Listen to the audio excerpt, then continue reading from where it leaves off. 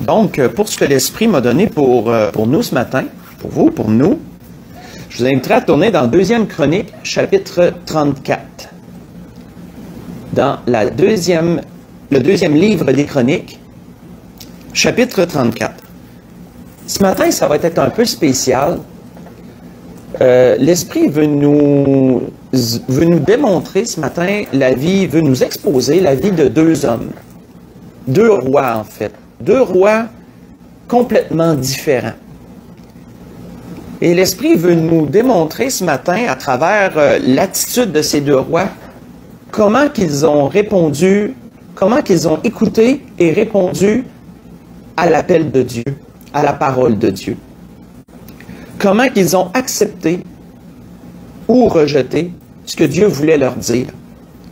Donc, 2 portraits ce matin que l'Esprit va nous exposer, et on va commencer par un roi du nom de Josias. Et c'est là qu'on commence dans 2e Chronique, chapitre 34. Si on lit du verset 1 au verset 3, ensuite, je vais vous amener les railleurs un peu plus tard. Ça va comme suit. Josias avait 8 ans lorsqu'il devint roi, et il régna 31 ans à Jérusalem. Il fit ce qui est droit aux yeux de l'Éternel, et il marcha dans la voie de David son père. Il ne s'en détourna ni à droite ni à gauche. La 8e année de son règne, comme il était encore jeune, il commença à rechercher le Dieu de David son père. Et la 12e année, il commença à purifier Juda et Jérusalem des hauts lieux, des idoles et des images taillées et des images en métal fondu. On va arrêter ici. Plusieurs choses qu'on va voir premièrement dans le peu de lecture qu'on a vu. On voit premièrement que dans le livre des rois, dans les livres des rois, comme dans les livres des chroniques, il y a toujours cette mention de l'auteur, de celui qui a écrit ces chroniques ou le livre des rois, que le roi en question, soit qu'il était agréable aux yeux de l'Éternel, ou soit qu'il faisait ce qui était mal aux yeux de l'Éternel. Ça donne toujours le ton. C'est toujours une mention qu'on voit dès le début. Dès qu'un roi prend possession du trône, l'écrivain nous dit, est-ce que ce roi faisait ce qui était droit et juste aux yeux de l'Éternel, ou est-ce que ce roi faisait ce qui était mal aux yeux de l'Éternel? Donc, on a pas mal un bon aperçu en partant de quelle sera à peu près la vie et l'attitude du roi en question. Ici, il nous est parlé que Josias a fait ce qui était droit aux yeux de l'Éternel. Et il ne s'en était pas détourné, ni à droite ni à gauche. Quand on regarde, pas besoin d'y tourner, mais quand on regarde un peu l'exemple que le roi Josias avait eu de son enfance, de son père, entre autres, c'était pas vraiment, je dirais, un exemple de droiture envers Dieu. Au contraire, son père, Amon, avait fait ce qui était mal aux yeux de l'Éternel. C'est ce qu'on voit précédemment. C'était un homme qui s'était tourné vers l'idolâtrie comme plusieurs autres rois avant lui. Son grand-père, à Josias, Manassé, avait été le pire roi en Israël. Concernant l'idolâtrie, c'est lui qui avait amené l'idolâtrie à son point le plus excessif, à son point le plus dégradant. Mais Manassé, lui, Dieu l'avait tellement humilié que Manassé s'était repenti. Et Dieu lui avait donné une seconde chance. Ça, on voit ça précédemment. Mais néanmoins, Josias a désiré faire ce qui était droit aux yeux de l'Éternel. Et un point important qui nous est dit ici, c'est que même s'il était encore jeune, il a commencé à rechercher Dieu. Et ça, frères et sœurs, c'est particulier, c'est ce qui nous est dit au verset 3. Il commença à rechercher le Dieu de David, son père. À rechercher, frères et sœurs. Comme je le mentionnais hier à ceux que j'ai mariés, dans le message que l'Esprit m'a mis dans mon cœur pour eux, il y a une différence entre chercher et rechercher. Parce qu'on peut voir ça à travers la parole parfois. Parfois, on voit que certains cherchent Dieu et on voit que d'autres recherchent Dieu. Quand on parle de chercher, et c'est important de faire la différence, on parle de quelque chose qui est dans le présent. On parle de quelque chose d'immédiat ou d'un proche avenir. C'est comme dans le même moment, là. Quand quelqu'un cherche quelque chose, ça peut être parce qu'il a perdu quelque chose, ça peut être parce qu'il a oublié quelque chose, il ne sait pas où c'est. Et là, dans le moment présent, il va le chercher. Mais quand on parle de rechercher, on ajoute une donnée au fait de chercher, c'est que ça s'étire dans le temps. Quand on parle de rechercher, on amène plus de temps et on amène de la persévérance aussi dans le temps. Quand tu recherches quelque chose, ça ne veut pas dire que tu vas le trouver là. Même probablement que tu ne le trouveras pas là. Ça veut dire que tu vas faire les efforts, que tu vas persévérer pour le trouver dans le temps. Ça peut prendre 1 an, 2 ans, ça peut prendre moins que ça, peut-être 1 mois, 2 mois. Mais si tu recherches, c'est que tu vas continuer à chercher. Tu vas continuer à chercher. Et c'est ce qu'il nous est dit à propos de Josias. Il n'a pas cherché Dieu, il a recherché Dieu.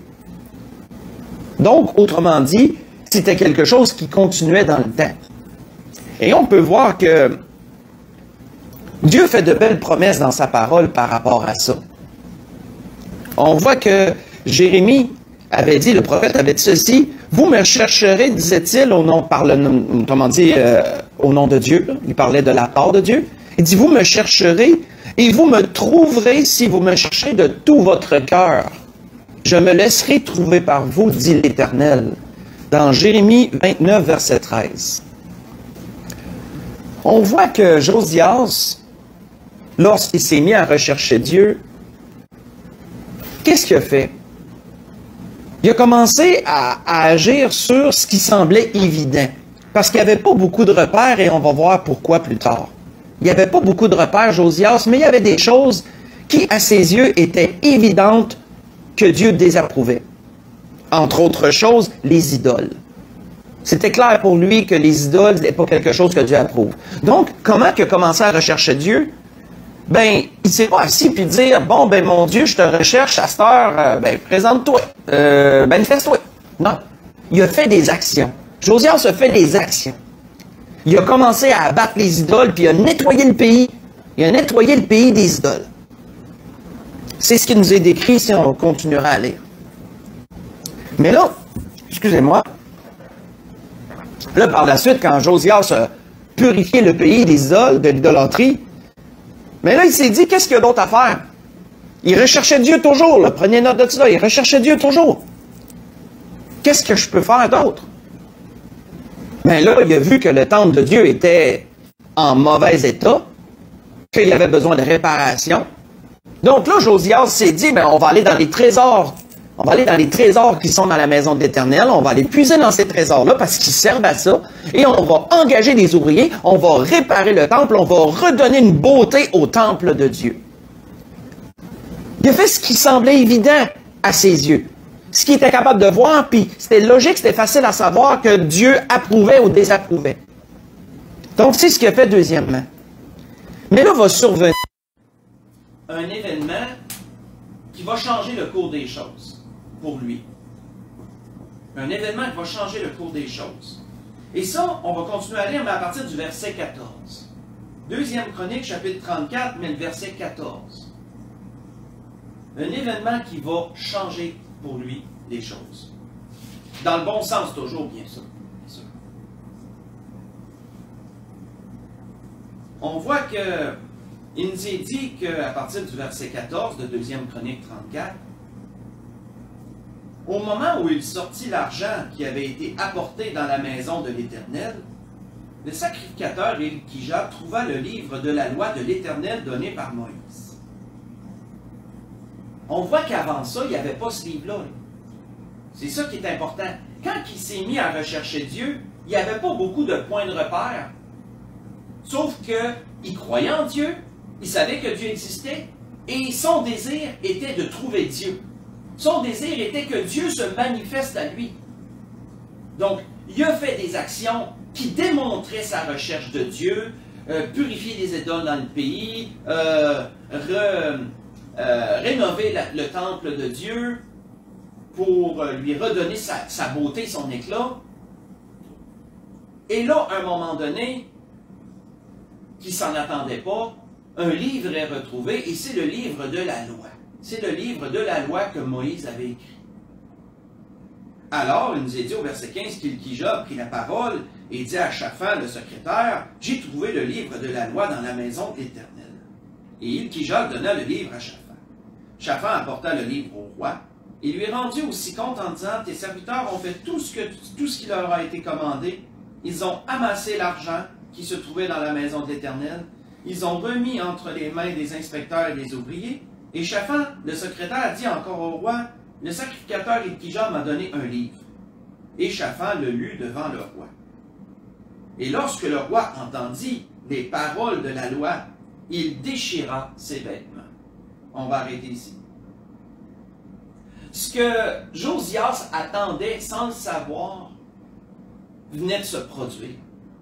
Et j'ai fait les temps, j'ai calculé les temps, et je peux vous dire que ça n'a pas pris 1 an, ni 2 ans. Ça a pris plus de 10 ans, frères et sœurs, plus de 10 ans, entre le temps qu'il a commencé à devenir roi et le temps où ce livre a été trouvé. C'est du temps, ça, là. Mais pendant ce temps-là, il a recherché Dieu, que la Bible nous dit pendant ce temps-là.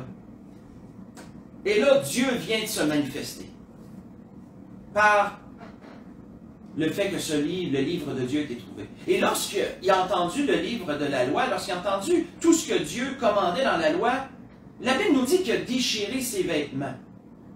Et ça, c'est particulier pour ceux qui le savaient, mais pour ceux qui ne le savaient pas, je vais le dire. Quand quelqu'un dans la parole déchirait ses vêtements, c'est parce qu'il était vivement touché. Soit qu'il était scandalisé, ou soit qu'il était tellement touché que ça allait apporter un changement. Déchirer ses vêtements était synonyme d'être profondément atteint par une parole quelconque, par un événement quelconque. Et là, Josias déchire ses vêtements en entendant les paroles de la loi. On voit que ailleurs, un prophète du nom de Joël avait d'ailleurs repris cette image de déchirer ses vêtements pour parler au peuple d'Israël. Et voici ce qu'il leur avait dit de la part de Dieu. Il leur avait dit, « Maintenant encore, dit l'Éternel, revenez à moi de tout votre cœur avec des jeûnes, avec des pleurs et des lamentations. Déchirez vos cœurs et non vos vêtements, et revenez à l'Éternel, votre Dieu, car il est compatissant et miséricordieux, lent à la colère et riche en bonté, et il se repent des maux qu'il envoie. » Vous voyez ça dans Joël, Joël chapitre 2, j'ai lu le verset 12 et le verset 13. Déchirez vos cœurs et non vos vêtements. Le prophète voulait utiliser cette image de déchirer ses vêtements quand il est vivement touché et dire plutôt déchirez vos cœurs. Laissez la parole entrer en vous plutôt. Repentez-vous sincèrement. Entre autres, c'est ce que ça voulait dire. Et on voit que pourquoi Josias avait déchiré ses vêtements? Parce qu'il avait été profondément touché par les paroles qui avaient été lues à son oreille et il s'est dit, on n'est pas en bonne posture devant Dieu. Dieu n'approuve pas l'état dans lequel on est. Et ça l'a amené à faire quoi, ça, le prophète? Ça l'a amené à immédiatement demander à ses consultants quel prophète qu'on peut consulter autour de nous. Et on voit que c'est une prophétesse qui a pu être consultée, c'était elle qui était le plus près de lui. Et donc, à ce moment-là, il a dit à ses serviteurs, allez consulter la prophétesse et demandez quelles sont les paroles de l'Éternel. Et on voit que c'est ce que ses serviteurs ont fait. Et qu'est-ce que Dieu a dit à Josias au final? Comment Dieu a répondu à ce qu'il a vu de Josias? C'est ce qu'on va lire en dernier avant d'aller à notre deuxième exemple. On va lire dans toujours 2e Chronique, chapitre 34, mais on va lire à partir du verset 26. Parce que là, la prophétesse a donné des paroles que l'Éternel a données aux serviteurs et qu'ils l'ont rapportées à Josias en expliquant que Dieu était en colère contre l'idolâtrie qui avait été, contre tout ce qui avait été fait par ses pères, etc. Et que là, il fallait qu'il y ait des choses qui changent, en simplifié, là. Et on voit que Dieu dit, par exemple, à Josias, parce que Dieu avait prophétisé que le malheur allait venir sur le peuple d'Israël à cause de tous ces malheurs qui étaient arrivés avant, à cause de tous ces maux qui étaient arrivés avant, toutes ces idolâtries, etc. Et on voit que Dieu a dit par contre à Josias ceci, et ça, moi, c'est des paroles, je les ai vraiment colorées dans ma Bible, parce que je trouve que c'est des paroles qui sont tellement belles et qui sont tellement, comment je pourrais dire, que ça peut nous arriver à nous aussi quand Dieu nous parle, ça. Si on a la même attitude que Josias, bien sûr. Il est dit, 2 Chronique 34, à partir du verset 26 et 27, il est dit, mais vous direz au roi de Juda, qui vous a envoyé pour consulter l'Éternel, ainsi parle l'Éternel, le Dieu d'Israël, au sujet des paroles que tu as entendues. Parce que ton cœur a été touché, parce que tu t'es humilié devant Dieu en entendant ces paroles, contre ce lieu et contre ses habitants. Parce que tu t'es humilié devant moi, et parce que tu as déchiré tes vêtements, que tu as pleuré devant moi, moi aussi j'ai entendu, dit l'Éternel. Ça, frères et sœurs, c'est tellement des belles paroles qu'on devrait, nous aussi, tenir compte. Quand que Dieu nous parle, et qu'on ne s'endurcit pas, même si c'est dur, on laisse la parole entrer en nous. On déchire nos cœurs et non nos vêtements. On reconnaît que oui, mon Dieu, tu as raison. Oui, tu as raison. Oui, je suis rendu comme ça, je ne devrais pas être comme ça. Oui, j'ai fait ça, Seigneur, je n'aurais pas dû le faire. Je te demande pardon, Seigneur. Puis je veux, Seigneur, réparer. Je veux changer. Je veux m'améliorer, Seigneur. Une personne qui réagit comme ça aux paroles de Dieu peut recevoir les mêmes paroles que Josias a reçues. Parce que tu as été touché, parce que tu t'es humilié, parce que tu as pleuré peut-être même. Ben moi aussi j'ai entendu. Moi aussi j'ai entendu. Et ça conclut notre portrait du premier roi qu'on devait voir. Maintenant, on va voir un autre roi, et c'est pas complètement un étranger, parce que cet autre roi se trouve à être le fils de Josias. Pas tellement loin, là. Le fils de Josias. Mais pour lire ce deuxième exemple, on va aller dans Jérémie. On va aller dans le livre de Jérémie. Parce que c'est dans le livre de Jérémie qu'est rapporté les agissements de Joachim, qui était fils de Josias. Comment lui a agi ou réagi devant les paroles qu'il a reçues de Dieu. Je vous donne un indice. En partant, il nous était dit à propos de lui dans les Chroniques que Joachim avait 25 ans lorsqu'il devint roi. Il régna 11 ans à Jérusalem et il fit ce qui est mal aux yeux de l'Éternel son Dieu. Donc, ça commence pas bien. Contrairement à son père Josias qui a fait ce qui était droit aux yeux de l'Éternel, Joachim, lui, il nous est dit qu'il fit ce qui est mal aux yeux de l'Éternel son Dieu.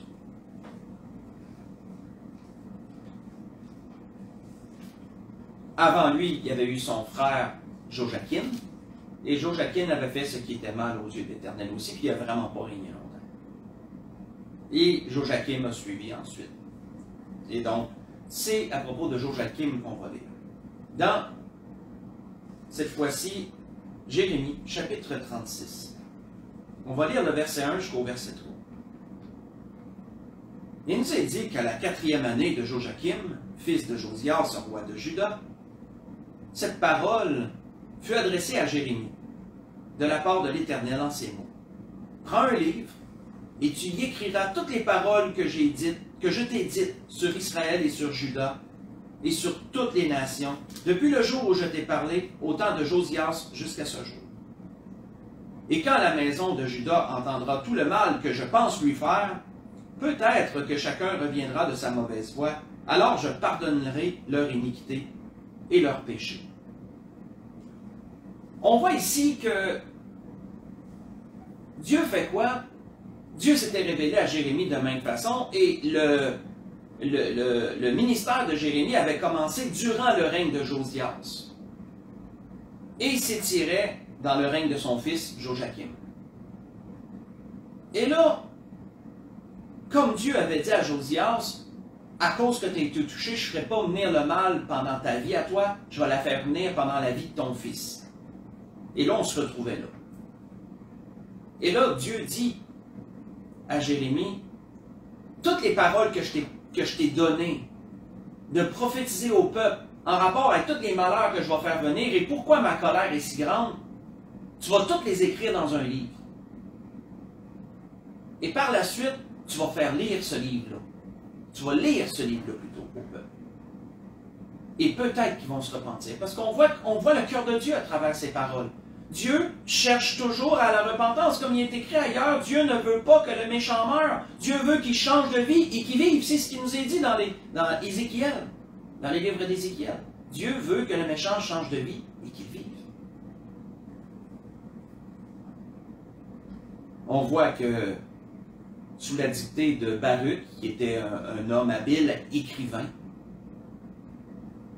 Jérémie a dit les paroles, Baruch les a toutes écrites. Jérémie parlait, Baruch écrivait. Baruch a écrit tout le livre, toutes les paroles que Jérémie a dictées. Et ensuite, Jérémie était retenu, il ne pouvait pas aller les lire, et donc Jérémie a dit à Baruch, tu vas aller lire les paroles. Mais tu ne vas pas commencer par le roi. Tu vas aller lire les paroles au petit peuple, aux gueux, là, aux plus bas. C'est à eux autres que tu vas lire les paroles en premier. C'est à eux autres que tu vas lire les paroles. Et donc, c'est ce qu'on voit si on lit à partir du verset 9. C'est ce qu'on voit à partir du verset 9 de Jérémie chapitre 36, versets 9 et 10. Il nous est dit que la 5e année de Joachim, fils de Josias, roi de Juda, le 9e mois, on publia un jeûne devant l'Éternel pour tout le peuple de Jérusalem et pour tout le peuple venu des villes de Juda et de Jérusalem. Et Baruch lut dans le livre les paroles de Jérémie aux oreilles de tout le peuple dans la maison de l'Éternel, dans la chambre de Guémaria, fils de Shaphan, le secrétaire, dans le parvis supérieur à l'entrée de la porte neuve de la maison de l'Éternel. On va arrêter ici. Donc, le peuple, le petit peuple, ont été les premiers à entendre les paroles de jugement de la part de Dieu. Et là, on voit que ça s'est jasé beaucoup. Certains, d'ailleurs, qui ont entendu ces paroles, ont été voir les chefs du peuple. Et là, les chefs du peuple ont entendu le rapport. Là, ils ont dit à Baruch, viens ici. Et là, ils ont dit à Baruch, ben, tu vas nous lire ce livre-là. Tu vas nous lire ces paroles-là à nous aussi. On ne le lira pas, mais c'est ce que vous verriez, à partir du verset 14 jusqu'au verset 19. Les chefs veulent savoir ce que Dieu a dit, veulent savoir ce que Jérémie a dit de la bouche de l'Éternel. Et donc, font venir Baruch devant eux en conseil fermé. Et là, Baruch leur lit à nouveau les paroles. Et là, les chefs sont vraiment touchés, sont vraiment scandalisés, sont très effrayés par les paroles qu'ils entendent. Et là, ils osent aller en parler au roi. Ils osent aller faire lire ces paroles-là au roi. Et là, le roi les entend, mais en dernier. Et ça, frères et sœurs, c'est vraiment particulier. C'est vraiment particulier. Parce que si vous remarquez, Josias, il a été le premier à entendre les paroles de l'Éternel. Mais le roi Joachim, son fils, a été le dernier à entendre la parole de l'Éternel. Et ça, frères et sœurs, il y a une logique à retenir à travers ça. Lorsque ton cœur est ouvert, lorsque tu désires entendre la parole de Dieu, tu seras le premier à la recevoir, la parole de Dieu. Mais lorsque tu ne veux pas entendre la parole de Dieu, que ton cœur est fermé à Dieu, mais tu vas être le dernier à entendre la parole de Dieu. Mais tu vas l'entendre quand même. C'est ça qu'il faut retenir. Tu vas l'entendre quand même. Dieu va permettre quand même que tu l'entendes. Mais qu'est-ce que tu vas faire avec ça? Qu'est-ce que tu vas faire avec ça? On voit dans Jérémie 36, toujours, mais si on lit à partir du verset 20, que là, les chefs amènent le livre au roi et rapportent ses paroles. Il nous est dit, ils allèrent ensuite vers le roi, dans la cour. laissant le livre dans la chambre. Oui, ils vont premièrement juste aller parler au roi de ce livre-là sans apporter le livre. Donc, il laissa le livre dans la chambre d'Élishama, le secrétaire, et ils en rapportèrent toutes les paroles aux oreilles du roi. Le roi envoya Jéhudi prendre le livre. Et Jéhudi le prit dans la chambre d'Élishama, le secrétaire, et le lut aux oreilles du roi et aux oreilles de tous les chefs qui étaient auprès du roi. Le roi était assis dans la maison d'hiver, c'était au 9e mois, un brasier était allumé devant lui. Et lorsque Jéhudi eut lu 3 ou 4 feuilles, le roi coupa le livre avec un canif, le canif du secrétaire, et le jeta dans le feu du brasier, où il fut entièrement consumé. Le roi et tous ses serviteurs qui entendirent toutes ces paroles ne furent point effrayés et ne déchirèrent point leurs vêtements. On va arrêter ici. Je pense que pour nous tous, l'image est claire. On a complètement l'inverse de son père ici. La Bible nous dit que Josias avait déchiré ses vêtements, il avait été vivement touché des paroles qu'il avait entendues. Joachim, lui, c'est tout le contraire. Ces paroles-là l'ont tellement irrité qu'il n'a même pas pu tolérer que le livre soit entièrement lu. Il en a juste entendu 3 ou 4 pages, puis ça a été pour lui en masse, qu'il a pris un canif, puis il a coupé les feuilles, puis dans sa colère, il a jeté ça dans le feu. Il a jeté le livre dans le feu. Mais pensez-vous que parce que tu coupes des paroles au canif, puis que tu jettes un livre dans le feu, que ça efface les paroles de Dieu, ça?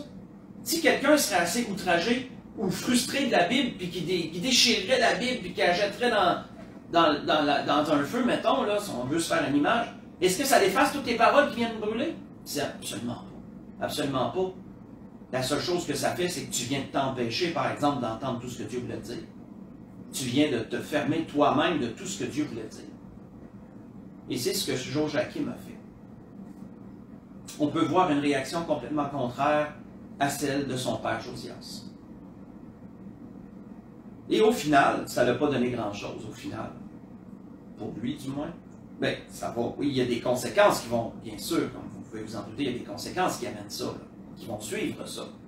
Sauf que, qu'est-ce que je veux dire, c'est qu'il nous est dit au verset 32, on va conclure là un peu notre portrait de ces deux hommes, il nous est dit que Jérémie prit un autre livre et le donna à Baruch, fils de Nérija le secrétaire, et Baruch y écrivit sous la dictée de Jérémie toutes les paroles du livre qui avaient été brûlées au feu par Joachim, roi de Juda, et beaucoup d'autres paroles semblables y furent ajoutées.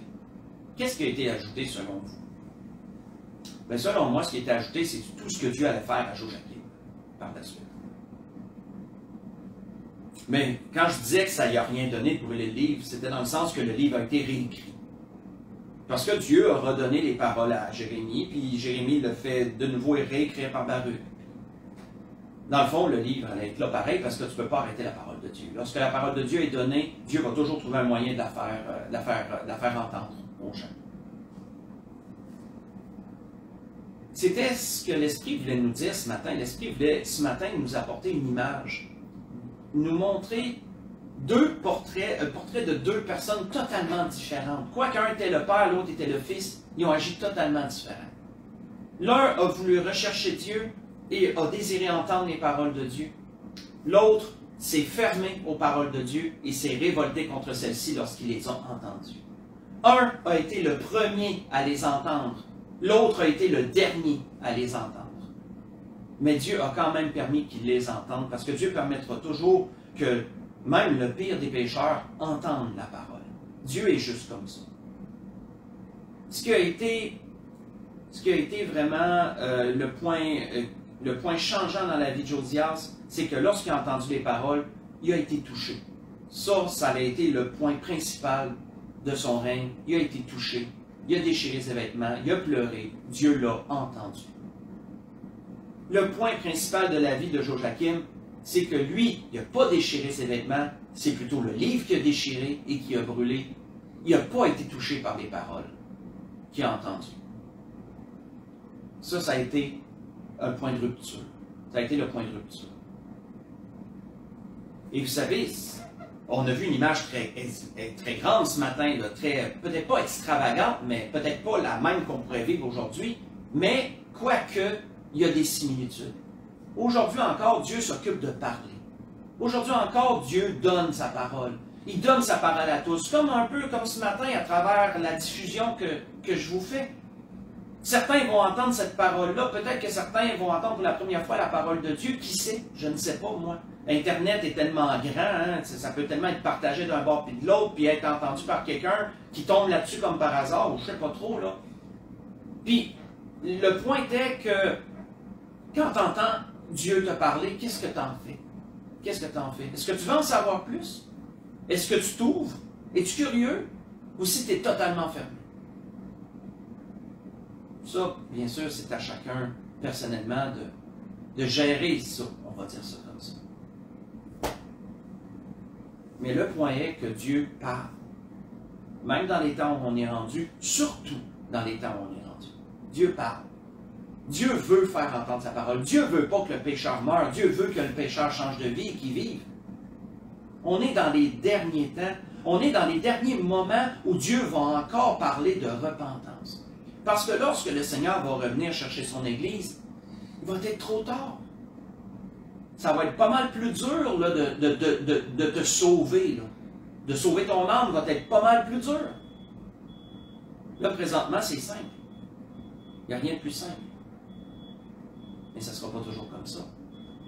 Et on est dans ces derniers moments-là. Là. Et c'est pour ça que Dieu s'occupe encore de parler. Et Dieu parle encore même avec urgence. Repentez-vous. Repentez-vous. Pour conclure ce que l'Esprit voulait nous dire ce matin, on va aller dans le livre aux Hébreux, chapitre 12, pour conclure. Dans le livre aux Hébreux, chapitre 12.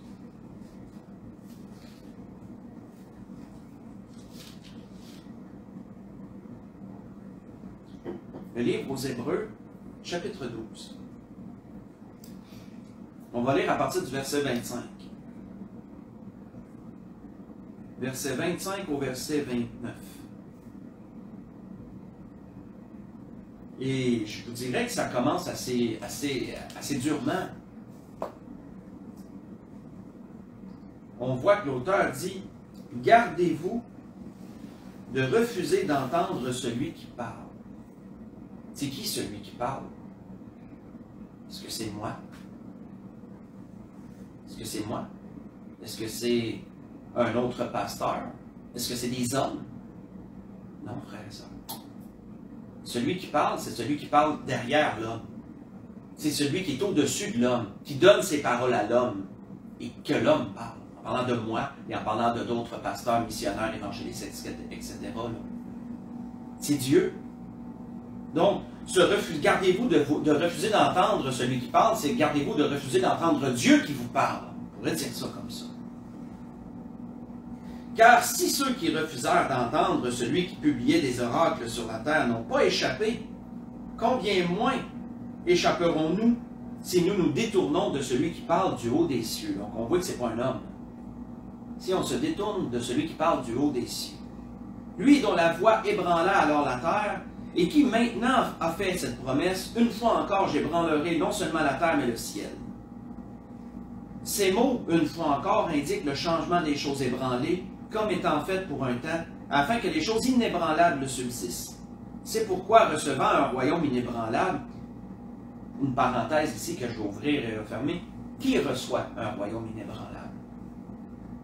Ceux qui ont donné leur vie à Jésus-Christ. Ceux qui ont reçu le message de Dieu à travers son Fils. Ceux qui ont accepté Jésus comme Sauveur et Seigneur. Qui ont reçu le salut de Dieu et qui se sont avoués pécheurs. Qui ont désiré être sauvés de l'enfer et de la condamnation éternelle. Ceux-là recevront un royaume inébranlable, s'ils demeurent persévérants jusqu'à la fin dans leur foi, bien sûr. Ils recevront un royaume inébranlable. Parce qu'ils ont leur part dans les cieux. Donc, je referme la parenthèse, montrons notre reconnaissance en rendant à Dieu un culte qui lui soit agréable avec piété et avec crainte. Et la dernière phrase, il n'y en a pas beaucoup qui l'aiment, mais elle est écrite, car notre Dieu est aussi un feu dévorant. Vous savez, malheureusement, même des chrétiens ont l'image de Dieu, d'un Dieu doux et d'amour. Et oui, ils ont raison. Dieu est amour. J'ai prêché d'ailleurs sur cela hier pour le mariage des deux personnes que j'ai célébré, le mariage que j'ai célébré hier. Dieu est amour. Mais Dieu est aussi juste. Dieu est aussi jugement. Dieu est amour pour ceux qui viennent à lui et pour ceux qui lui demeurent attachés, qui lui demeurent fidèles et qui écoutent les paroles qu'il donne, qui ne se ferment pas à sa parole. Mais pour ceux qui se ferment à sa parole, Dieu peut être un feu dévorant aussi. Et ça, c'est la partie qu'on ne veut pas. On ne veut pas connaître cette partie-là de Dieu, je dirais. Mais elle est là quand même. Et c'était tout cela que l'Esprit voulait nous dire ce matin. La grâce que je nous souhaite à tous. La chair peut être parfois irritée. La chair peut être déçue. La chair peut être révoltée. Mais occupons-nous de crucifier la chair avec ses passions et ses désirs. Si nous entendons la parole de Dieu, occupons-nous d'abaisser notre chair, de la taire, de la faire taire, et de garder notre cœur ouvert aux paroles.